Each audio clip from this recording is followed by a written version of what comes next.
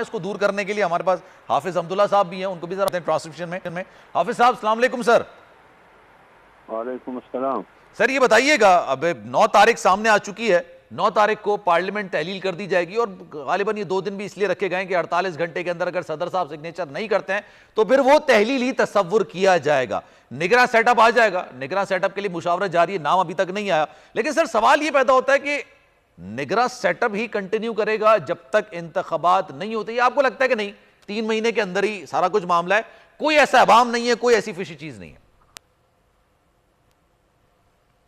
بسم اللہ الرحمن الرحیم، بہت شکریہ سلمان بھائی۔ جی سر۔ دیکھیے، جمعیت علماء اسلام ہو یا پی ڈی ایم، اس کا پوزیشن بالکل واضح ہے۔ ہم چاہتے ہیں کہ الیکشن بر وقت ہو۔ ہمارے پاس 2 صورتیں ہیں آئینی۔ اگر آپ اسمبلی بر وقت تحلیل کرتے ہیں تو 60 دن کے اندر، اگر 2-3 دن پہلے جیسے کہ 9 اگست کی بات ہو رہی ہے، جی تو پھر 90 دن کے اندر الیکشن کرانا ضروری ہے۔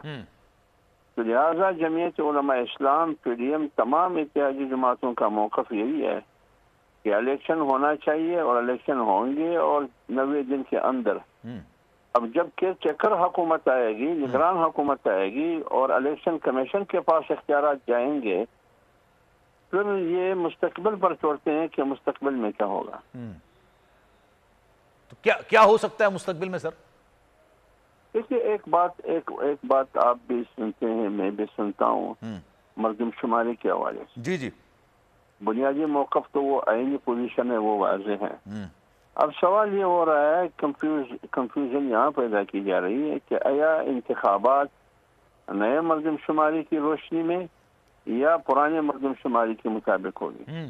اگر آپ پرانے مردم شماری کے مطابق الیکشن کریں گے پھر تو ٹھیک ہے، یہ ممکن ہے، لیکن کچھ جماعتیں ایسی ہے کہ وہ چاہتی ہے کہ نئی مردم شماری پر الیکشن ہو، لیکن جب نئے مردم شماری نوٹیفائی ہوگا، سنا ہے کہ سی سی آئی کا اجلاس بھی بلایا گیا ہے، تو اگر نئے مردم شماری کے مطابق الیکشن ہوں گے، پھر آئین کا تقاضا یہ ہے کہ آپ نے پھر 4 سے 6 مہینے حلقہ بندیوں میں اپیل کرنے میں آپ نے آگے جانا ہے۔ پروسیس ہے، بڑا لمبا پروسیس ہے، بالکل لمبا پروسیس ہے، تو پھر تو التوا ہوگا۔